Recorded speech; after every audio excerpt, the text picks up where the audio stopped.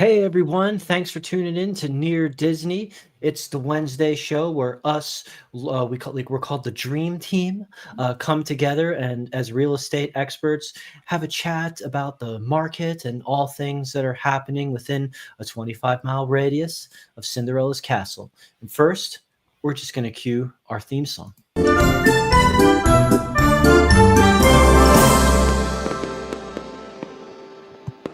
Those fireworks are popping, so it's that time of the week. I'm just going to take a moment here to introduce us. I am Elijah with Florida in Motion Realty. They call me the Prince of Real Estate here on Near Disney, and joined in the sort of Brady Bunch square next to me, I will introduce to you. Hi, I'm Sue Copia, also with Florida in Motion Realty. They call me Aurora, Sleeping Beauty, and it's really nice to see everybody's joining in tonight. Thanks for being here. Awesome. And then down below. Hey everybody, I'm Virginia Carlson, also with Florida in Motion Realty and known as Cinderelli on this wonderful dream team. And thanks for tuning in on our Wednesday show. Awesome. And basically, as we're coming into the stream here, we're introducing ourselves. We love when you introduce yourself, say hi. In fact, someone just did. Thank you, Dune Buggy Jim. Hey, Jim. Good to see you. He's someone who has worked with us before, so we have a positive testimonial here, especially Sue. You did some real estate work together, so thanks for keeping on watching even after the closing was wrapped up. And then also we know that our page has been shared on some Facebook groups for Disney cast members. So if you're a Disney cast member, thanks so much for watching. We're all about Near Disney and everything going on near Cinderella Castle. So awesome. So we usually have our names displayed in the bar below. Oh yeah, what happened? Not really sure why. But I know, hey, I was looking. that's all good. We'll figure out that, but just remember, I'm Elijah at least, okay? Remember my name. But let's get this topic started. Actually, Virginia, you found an interesting update about Disney and the parks. You know, there's been so many changes going on. Changes with Disney, changes with Universal, and so maybe just let us know what's this update here. Yeah, so you have about a month left to visit some attractions at the Magic Kingdom that are going to say goodbye after July 6th. And those are the Tom Sawyer Island and the Liberty Bell Riverboat. These closures announced by Disney mark the end of an era and a way to make way for the new Cars themed expansion in Frontierland, which is very exciting. And that is named Piston Peak National Park. So that's going to be a cool new attraction alongside a Villains Land. So these are going to be a huge transformation, probably the largest in the Magic Kingdom's 54-year history. So if you really want to take advantage of these iconic attractions, they have about a month. July 6th will be your last day that you can ride these attractions. So just something to look out for if you're, looking for something cool to do for the last time. Yeah. And take advantage of it. It's pretty historic. But I think the new attractions are going to be super cool. So it's definitely a welcome change. Cars are still fun. A lot of young boys who they've gone on from Hot Wheels to the Disney Cars vehicles, and they're still really fun to play with. But Tom Sawyer, kind of before my time or anyone's time on this panel here. Not mine. Did you watch Tom Sawyer Disney when you were little? Yes, I did. I was little. I was little, but yeah.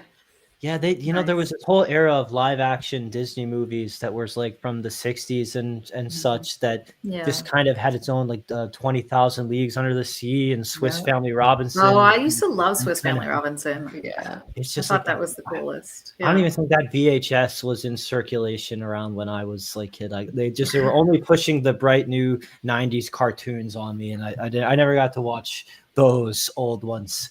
But hey, I'm sure they served their generation well, and now they did.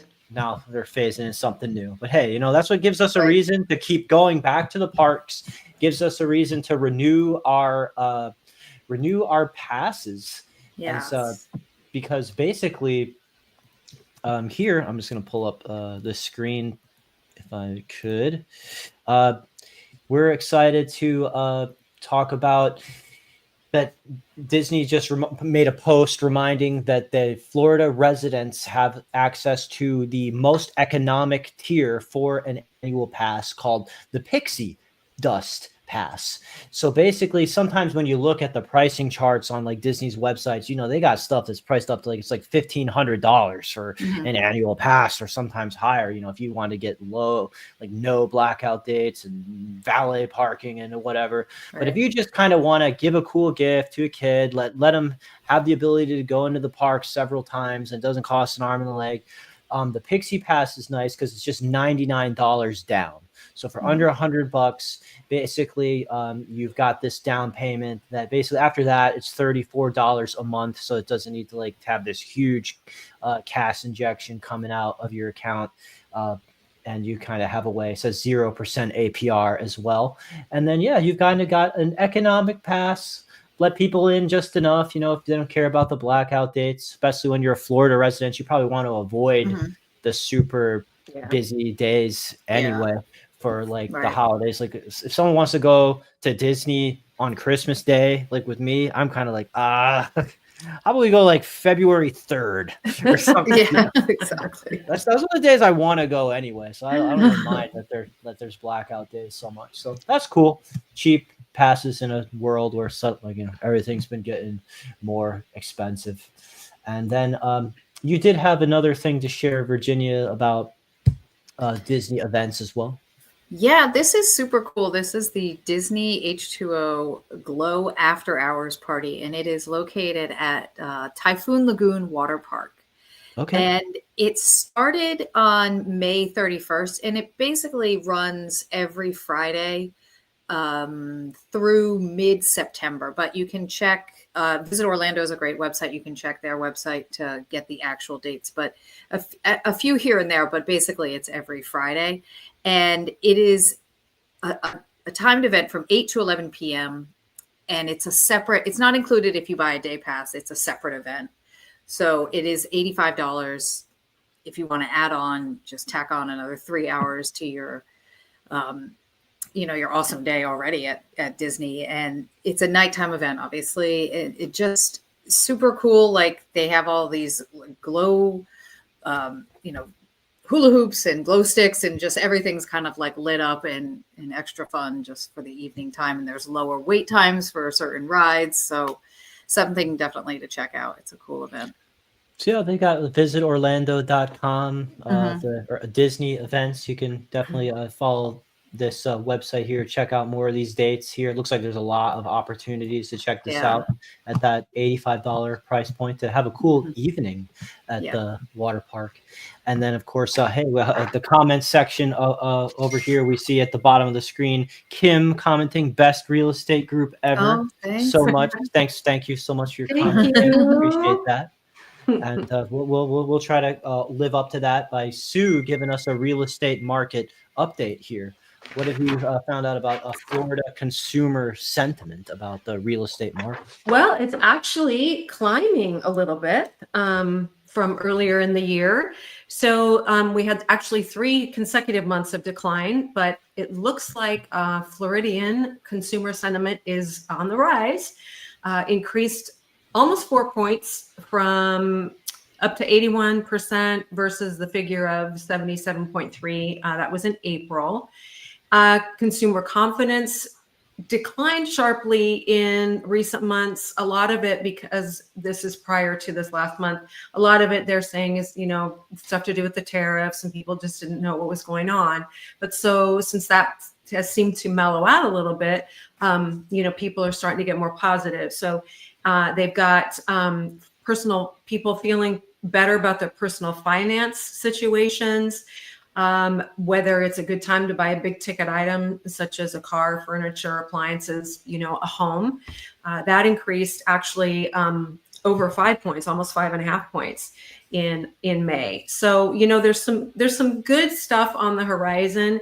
It's not just, people telling us that it's going to get better. It looks like people are actually feeling like it's going to get better. The other thing is expectations about the U.S. economic conditions over the next year. Those have gone up as well too. What people are expecting that they're going to see happening, and so and right now, back here into Florida, our economic activity is genuinely positive. So that's that's good news. Awesome. Well, thanks for sharing that. It's good to see optimism again. It's probably increased to more showings for our listings and more people just kind of pulling the trigger to buy. Oh, hi, Leanne. We love the Celebration Wine Imperium. Appreciate you commenting. And yes, hi, Bruni on Facebook. We love people watching on Facebook. Love people watching on YouTube. Thank you, Kim Hawk, for giving out a shout out. Yeah. And so we'll turn things over to also this chart that you pulled up as well, Sue, when it comes to like for sale by owners versus realtor percentages. Yeah, this is I found this really interesting information. We know as realtors that the way we take care of our clients is to make sure that they're represented fully and completely, that they don't enter into something that isn't going to be, a positive and wonderful, not just emotional experience, but, a financial experience in the long run, that they come out on top. That's what our goal is. But I found this information today, FSBO, which is for sale by owner, Yes. versus having a realtor. So you can kind of look at that chart there, but so typically, where would my notes go? Let's see. So let's give you an example. So if someone has their house on the market for $308,000, Sure. they're not going to pay a commission. It's going to be, statistics show it's going to be on the market longer without a realtor, and the person is going to accept an offer that is a lot less than if they had a realtor with them. Now they're not paying commission, but if they are selling for $308,000 and and they don't owe anything on the house, after they pay the buyer's agent's commission, because they would still have to pay that side, they're going to net just a little over $300,000 out of that $308,000. Yeah. But if they get a realtor involved, the stats show that the realtor is going to be able to get closer to $400,000 for that house, which even after paying both the buyer and seller agent commissions, that person is going to net that $380,000 versus the $300,000. So when you think about the fact that it doesn't cost you much, or it doesn't cost you anything to have a realtor, and it might end up costing you a lot more if you're entering into a real estate transaction and you don't have a lot of experience, or you don't, have anybody in your family that can kind of guide you. So that's what we're here for. We love to work with our people. I don't feel like I'm making clients, I'm making friends. And Jim jumping in there. I was just talking to him yesterday. And, it's just nice to keep tabs on each other and, keep people accountable and in line. And just expanding relationships. And I'm just really enjoying it. But anyway, back to that. It is definitely, definitely a good move. Hire a realtor, interview several, call us, contact us. Let us be ones that you interview. And we don't charge anything if a person enters into a contract with us and they decide that maybe it's not a good match. Now, we've never had that happen, but if they decide, we don't charge anybody anything for closing out that contract. So literally, it doesn't cost you anything, and it might save you a lot of money and net you a better profit. Yeah. I mean, we always try to show our value by walking the walk. And it's always nice just when there's the data here that can support, the value that we can add as realtors. But yeah, we encourage you to contact us. And of course, we can have a presentation for you, run down the numbers, lay out everything that we do to you. All of our efforts are going to go into making sure that your home gets some good exposure. And in fact, we do have a listing that we want to talk about as well here that we've put on the market. We said we cover all around 25-mile radius of Disney. And of course, we you were talking about Reunion last week. We often cover Celebration, Florida, the town built by Disney, where our office is located. And of course, we have some great coverage of Dr. Phillips area as well. We've got a lovely 1-story, 4-bedroom ranch style home here with a pool that we're excited to talk to you about. That's listed at $618,000, and is going to be near to all the wonderful things in that kind of Dr. Phillips area with Lake and all the cool restaurant row and some of those fun grocery stores like Trader Joe's and such. But I would like to bring this up and have you see it for yourself.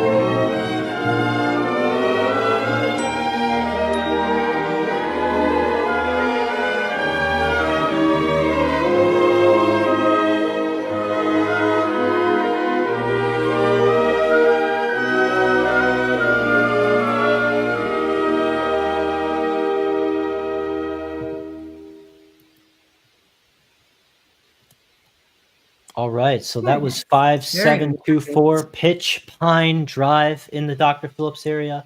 We love to be able to showcase 1-story homes. Those are very popular in Central Florida. Pool homes with a fully fenced-in grassy yard space as well to get all of that. That 4th bedroom was being staged as an office, but it's just great to have those 4 bedrooms, of course, there to check out. I mean, just so many amazing things going on. You saw some great updates throughout the home as well. And another awesome thing is that this has a new roof with dual skylights installed for natural light. You saw how well lit it was in there. So the roof is a great thing to have taken care of. And as well as this community, Hidden Springs, has a voluntary, / optional HOA of $125 a year.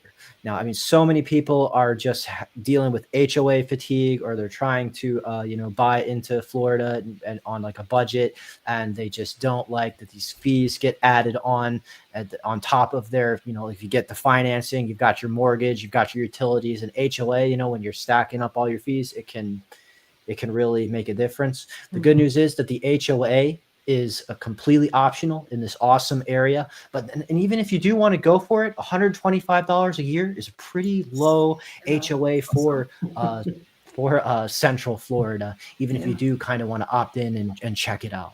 So yeah, that's awesome to have that awesome home. Feel free to get in touch with me. I'll just say my phone number here, 407-922-0587. If you want to give me a call about that sounds like something that's of interest to you. And so I thought I will throw this over to a topic that's kind of fun. We're staying on the cutting edge of covering Central Florida here. So this is saying that Orlando among the next cities for Waymo's self-driving car testing, as that company is expanding. So this is like the parent company of Google that is doing this. Basically, Orlando is their next city they're focused on for testing out self-driving taxi services. I guess they're already in a bunch of places around the country. This technology uses sensors and sophisticated AI for total environmental awareness for their self-driving taxis, owned by Alphabet Inc. So just this is just one of those things that I think we're all still getting used to the idea with this self-driving car stuff. It's been on our periphery for a while. We've seen like the Tesla cars doing it, but it's just it's becoming one of those technologies that was historically the thing of science fiction. Like you watch those movies like Space Odyssey in the 60s, and it's like, oh my gosh, she's like talking on a phone with a screen and having a conversation, and that's supposed to like be really futuristic, or there's AI, and then now it's like, oh yeah, that's not even science fiction, that's like It's reality. budget level daily life for the common folk, and surely enough, it just seems like our society's on our way to self-driving cars being normal. And these taxi services, you're just gonna get on your app basically, and with 24/7 availability. I was trying to get a taxi to like or even an Uber, to get me to like the airport in Brazil at like 4 a.m. like for like a super early flight that was leaving at like 6 or so. And it was hard to get anyone who was like even wanting to answer me then. So there's no these self-driving taxis, they're not going to be super tired, or they're not going to care if it's 3 or 4 in the morning, hopefully. Exactly. About that. And I'm just saying, I guess I'm willing to give it a chance. They're even like saying about like how normal people were going to be able to buy some of these like Tesla versions of the self-driving taxis as like a way to make money. You just kind of push a button, let that thing do this drive around everywhere for people, and it just makes money in the background for you. And hopefully people are treating it good. Yeah. Right. So I don't know. It's a brave new world out there. Something to look forward to. Even crazier potentially, Sue, with this thing that you found. Oh yeah, I love this. This is so much fun. So Florida is at the forefront of developing and testing flying car technology, with several companies based in the state working on electrical vertical takeoff and landing, EVTOL. I guess it's eVTOL. I don't know how they pronounce it. Aimed for a finished product by not 2040, not even 2030. They're looking at 2028, according to this news release. Flying cars are envisioned as a future mode of transportation, potentially including air taxi services and regional flights between cities. Now, this is where we see that it's actually kind of starting to come to fruition. Durrani Aerospace in Pompano Beach and some other companies like that are developing and pre-selling some of these vehicles, with delivery expected as soon as next year. And then here's the even fun part. Orlando International Airport is planning a vertiport, and Tampa International Airport has already hosted a public demonstration of one of these vehicles and how they work. So they're, again, like Elijah was just saying, talking about taxis. So they are going to be using these for air taxis, personal flying vehicles, and regional flights between cities are what they are envisioned for Florida anyway. And then also, this makes complete sense. They're also looking at using them for emergency medical services, paramedics, EMT, that kind of thing. So Florida is a leader in the development and adoption of advanced air mobility technology, including flying cars.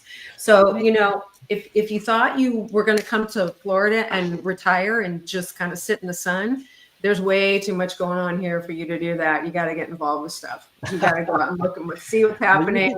It's good stuff. You can do it all. It's a young tech hub for the youth, and it's a beach to lay and chill out and just not worry for the retirees. So, but that is wild. Flying cars, I'll believe it when I see it. But we've all dreamed, right? You're on the road. It's like I-4. You're heading toward Reunion around 7 o'clock, and you're just in gridlock. And we've all just said, what if it could just go up and over all the other cars and just exactly. That is the dream that we all aspire to. But on the home sale front, Virginia, you found an article here, a nice little chart about home staging strategies. I like charts. So yes, Yeah, please I mean, enlighten us. just some home staging is something that, you might wonder, like, is it beneficial? Do I need to do it? And there can be virtual staging online, but nothing really beats when a buyer walks into a home and feels the home and its potential in person. And so staging can help a lot with that. We have found that, so if you're thinking of staging, some of the most important rooms to stage, if you have to choose a few, or you can do them all, definitely stick to there's 7 that are seen as the most important. So if you only have to stage a couple, definitely the living room, the kitchen, and master bedroom or primary bedroom. And then you go down the line: dining room, bathroom, children's rooms, or secondary bedrooms, and a guest bedroom. Just to give a feel, like Elijah pointed out in the previous video of that listing, one of the rooms was staged as an office, or it could be a bedroom. So just kind of being able to see what the home can offer, what different furniture setups and usages of each room, really when it's laid out like for real day-to-day use, it can give a buyer just a better feel for the home versus something that's completely empty. It's Yes. easier to visualize a property when you see how furniture could be set up. This is an interesting statistic. 28% of buyers reported that they're more willing to overlook some of the home's faults if it is staged. So maybe you're not drawn to little things like paint or wear and tear on everyday usage if you see the potential that the house has because it's been staged. So that's just something to think about. On average, it's going to cost about $675 to stage a home, give or take. Some other things that were interesting to note, that 32% of buyers are more willing to pay for a staged home. So, again, when these buyers are coming in, they're willing, they look at this house and they see it staged beautifully, and maybe that draws them to the home and, making an offer in the end.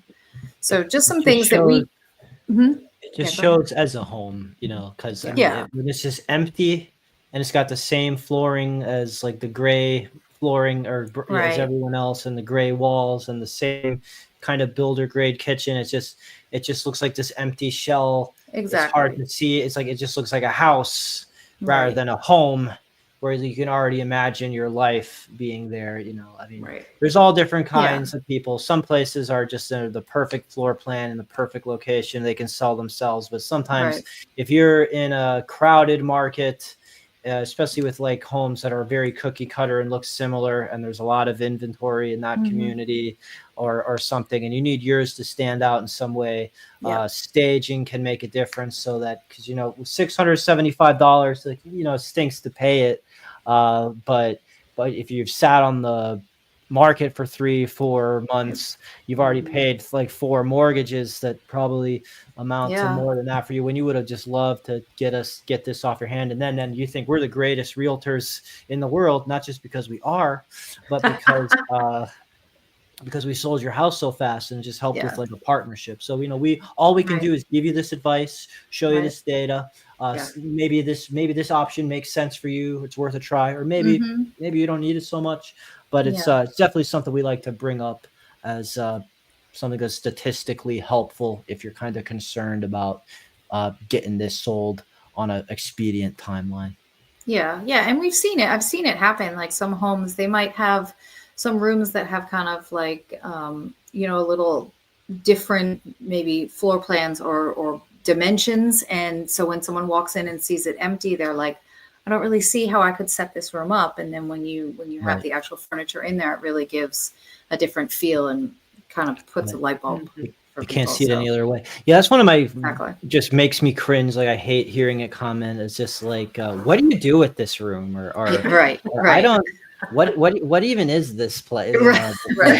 That's not even like, what would you put here? I just hate.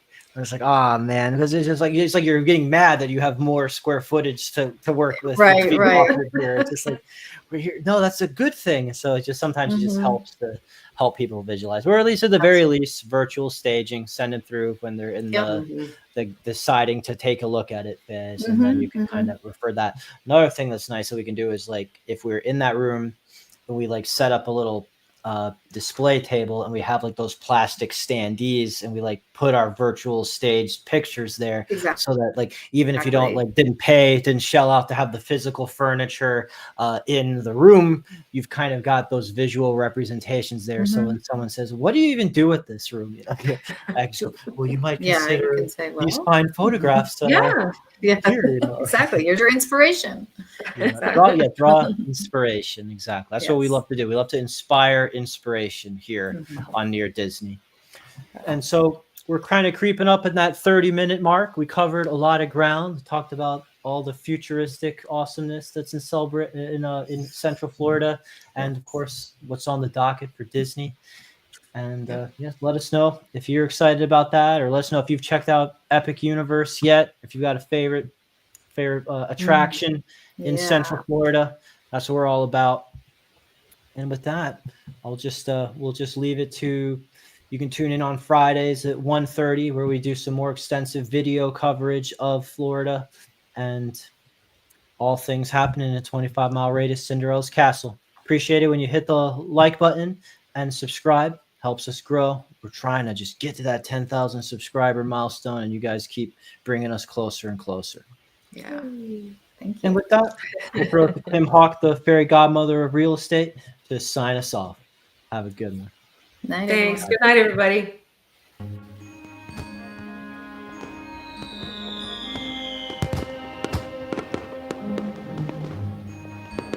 Make sure that you subscribe and like so that we can continue to give you up-to-date information on all things that are going around the 25-mile radius of Cinderella's Castle, because this is truly a magical place to live.